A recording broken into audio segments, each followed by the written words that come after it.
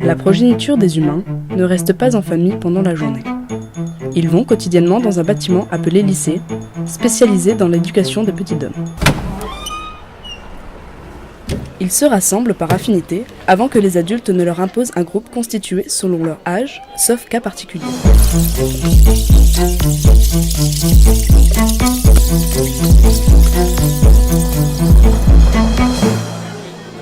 Durant la journée, la progéniture des humains est appelée élève.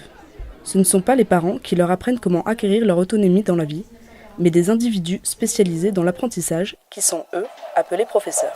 Voilà, alors qui c'est qui veut lire là? Qui c'est qui veut lire? Allez, parce que moi c'est pas facile, mais voilà. Oui, vas-y, Jordan.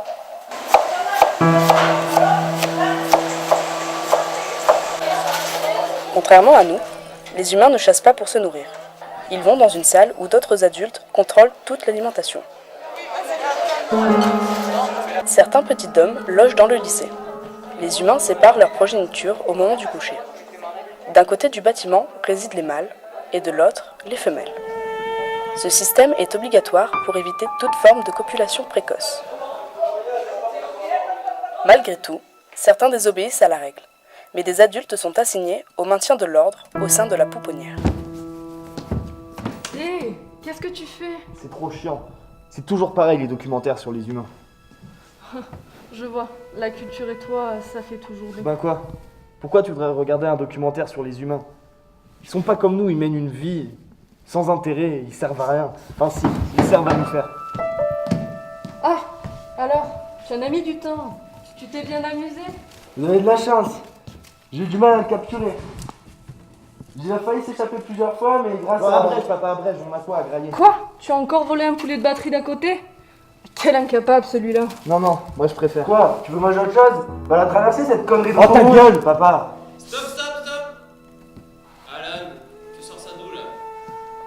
Bon. Commence à faire un peu n'importe quoi là. On va faire une petite pause. Faites pas cette tête quand même. C'est pas la mort, tu déviens. Alan, ça par contre viens. Qu'est-ce que t'en penses toi? Pour l'instant, je trouve qu'on est plutôt pas mal sur la pièce. Ouais. Non, mais moi aussi, hein, moi je suis d'accord avec toi, hein, je trouve que c'est... ça avance bien, on commence à rentrer dedans quand même. Ouais. Bon, mais avec ces histoires là, c'est vrai qu'il y a les masques hein, qui ouvrent.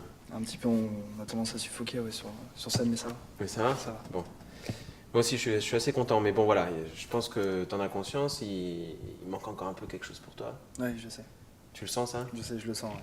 Le loup, faut qu'on oublie les humains, faut que tu oublies Alan, faut que tu rentres un peu plus dans le loup que ça, je crois. Ok, Je crois que t'y es pas encore complètement. ok. Ouais. Mais ça va bien. Ouais. Allez, on va te reposer un peu.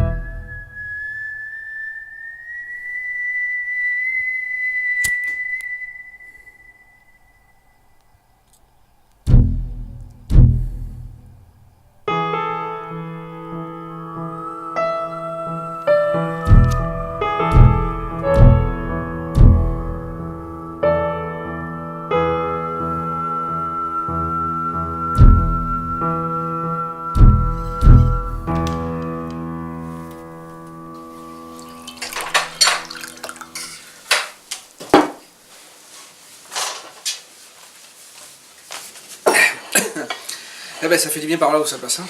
Ouais, ça fait longtemps que j'ai pas aussi bien mangé. En fait, c'est quoi ce truc de théâtre là? Tu m'en as jamais parlé. C'est une idée originale de notre metteur en scène, Nico, une idée qui est d'ailleurs assez sympa. En gros, la pièce raconte l'histoire d'une meute de loups qui va s'interroger sur la condition humaine. Moi, j'ai eu le rôle principal.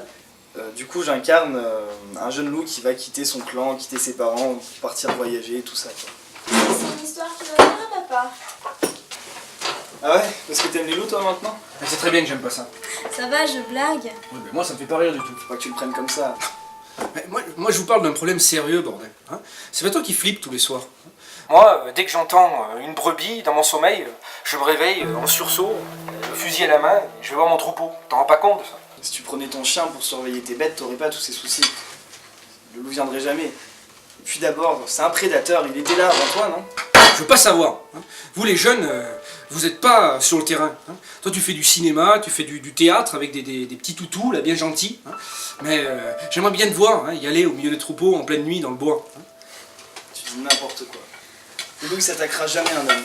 Et puis d'abord, est-ce que tu l'as déjà vu toi le loup? Sérieusement Eric, quand tu te promènes dans la forêt, est-ce que tu l'as déjà aperçu? Ouais, y en a marre. En plus c'est un animal pouilleux qui arrête pas de transmettre des tas de maladies. C'est exactement le contraire. C'est lui qui s'occupe de tous les animaux vieillissants. Les animaux pouilleux comme tu dis, ceux qui sont malades. Eh, tu me fais rire. Tu sais ce que c'est qu'un troupeau complètement affolé, pris au piège par la peur du prédateur qui leur tourne autour? Ton troupeau, celui qui te fait vivre, toi et tes enfants? Ben, je vais te dire, ce troupeau, tu le vois complètement affolé, foncer tout droit sur la falaise. Puis tu vois tes brebis, une par une, tomber sous tes yeux. Tu t'en rends compte de ça? Tu vas me sortir toutes tes anecdotes qu'on raconte au coin du feu. Puis d'abord, où est-ce que tu vois une falaise dans ta margeride? Peu importe. C'est un animal dangereux. Il faut se rendre à l'évidence. Tu vas pas me dire que toi, tu es pour le retour du loup? De toute façon, c'est toujours pareil. À chaque fois qu'on discute des hommes, des animaux, tout ça. Putain. Oh non, mais là, ça suffit maintenant, stop. Papa, t'arrêtes. Alan aussi, stop. Ouais, mais je pense que c'est mieux. Allez, casse-toi. Alan, attends. Alan, attends. Tiens, va aller voir en vrai.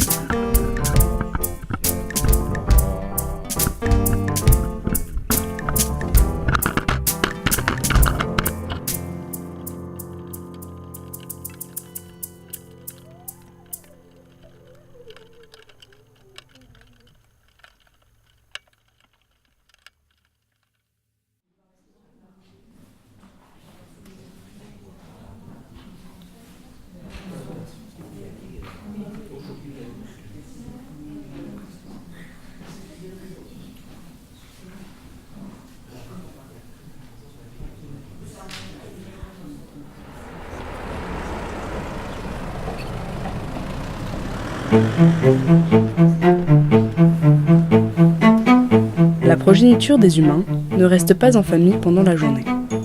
Ils vont quotidiennement dans un bâtiment appelé lycée, spécialisé dans l'éducation des petits hommes.